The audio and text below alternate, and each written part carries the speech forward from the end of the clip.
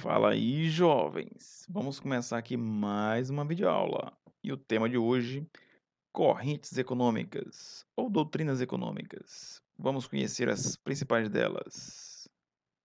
Vamos nessa!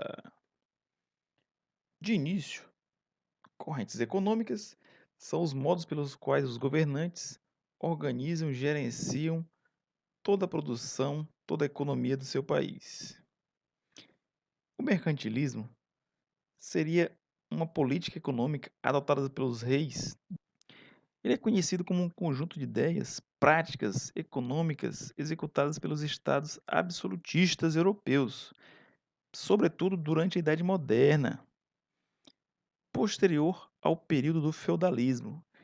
Quando o capitalismo substitui gradativamente o feudalismo, o sistema econômico capitalista demandou novas gerências, entre elas o comércio, a troca de mercadorias, e houve algumas modificações.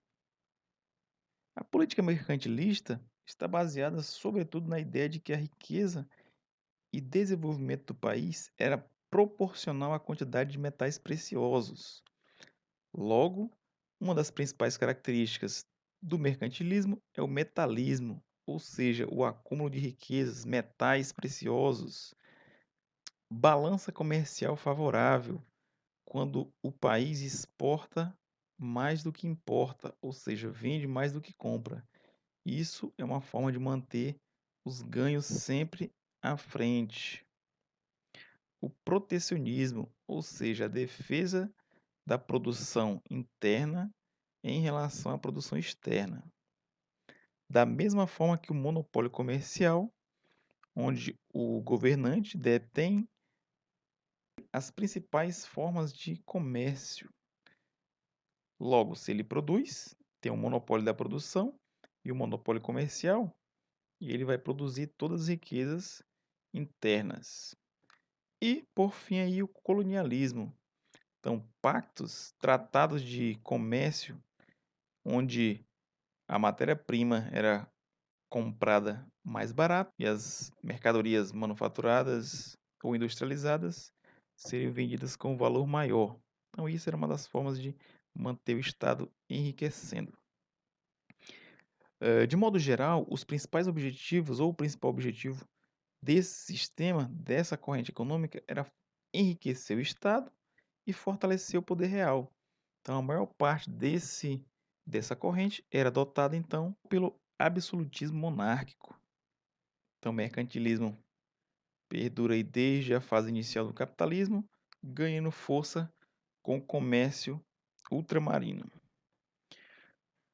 O liberalismo econômico, uma doutrina política e econômica que indicava a limitação do poder estatal em benefício da própria economia, ou seja, consistia na ideia da liberdade para a economia, sendo ela livre de interferências do Estado.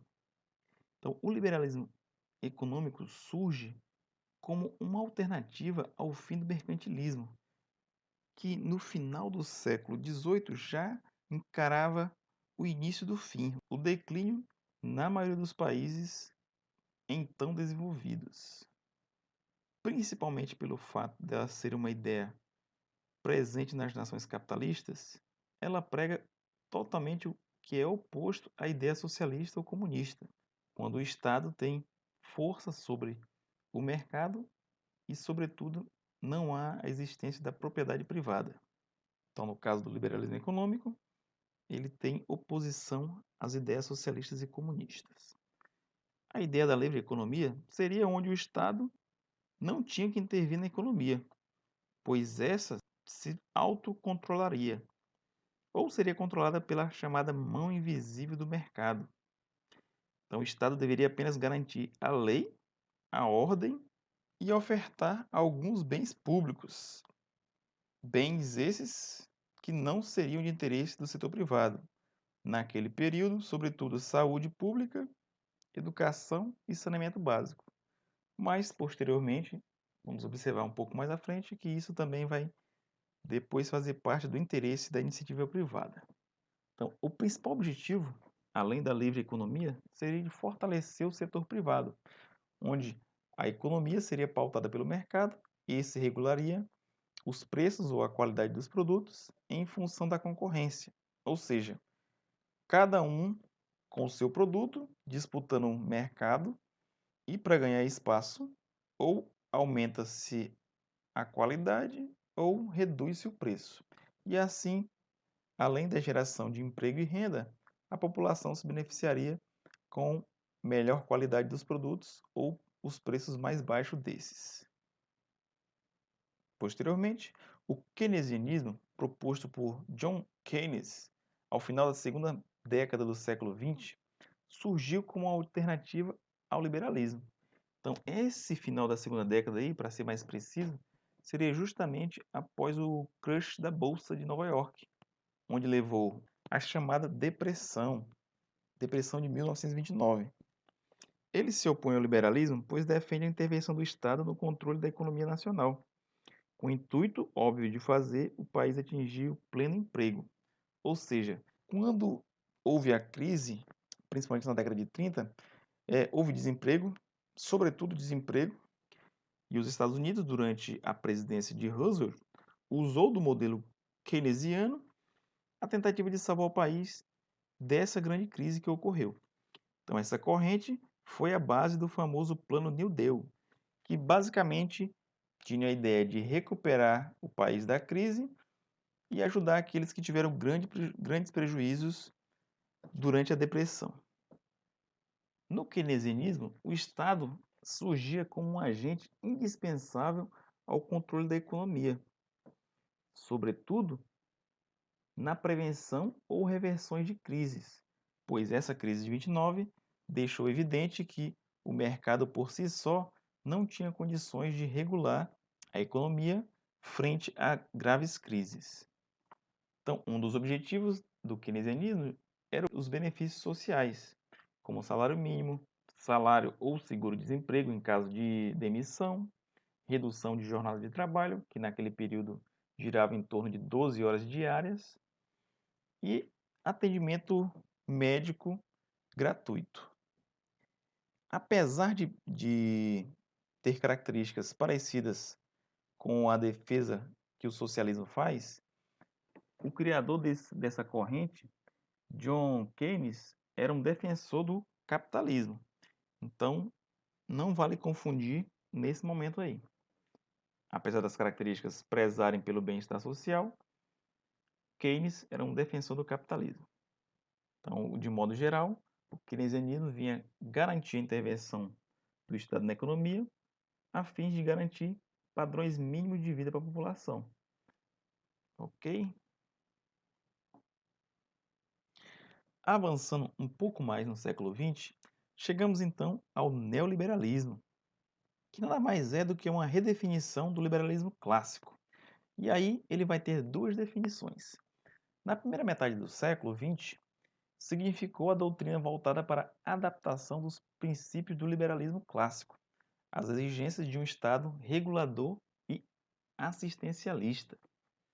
No entanto, a partir da segunda metade do século XX, sobretudo por volta da década de 1970, passou a significar a doutrina econômica que defende a absoluta liberdade de mercado e uma restrição à intervenção estatal sobre a economia. Ou seja, o Estado só devia intervir em setores imprescindíveis e, assim, em um grau mínimo. Desse modo, o neoliberalismo defende a pouca intervenção do governo no mercado de trabalho. A política de privatizações de empresas também é um ponto defendido por essa corrente, bem como a livre circulação de capitais internacionais e uma ênfase na globalização, sobretudo em relação à abertura da economia para a entrada de multinacionais. Tema esse que foi debatido nas aulas anteriores. Eu vou deixar o link aqui na parte superior para quem não lembra dessa parte relembrar, ok? Essa segunda definição seria a definição mais usual no momento atual, onde existe uma defesa para que o mercado regule a economia e o Estado se recolha a uma atuação mínima em relação a essa economia. onde a liberdade total do comércio garantiria ou garante o crescimento econômico e o desenvolvimento social do país, ou seja, a iniciativa privada gerando emprego e renda, movimentando a economia, o poder de compra das pessoas aumenta e assim a economia aquece. No entanto, no atual contexto da globalização, esse modelo de corrente econômica tem favorecido cada vez mais os já privilegiados e aqueles com menores condições têm se distanciado cada vez mais de ascender em classes sociais, construindo assim o chamado abismo social, que nada mais é do que a diferença entre os mais ricos e os mais pobres.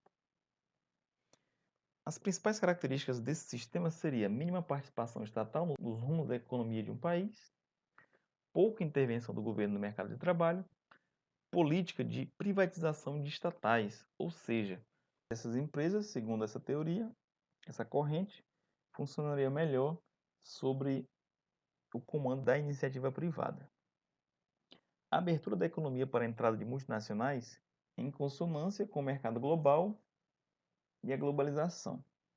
A adoção de medidas contra o protecionismo econômico, ou seja, redução de impostos, tarifas que venha a dificultar a negociação entre países, desburocratização do Estado, leis e regras econômicas mais simplificadas para facilitar o funcionamento de atividades econômicas, sobretudo taxadas por essa corrente como algo burocrático que impede o crescimento e desenvolvimento da economia.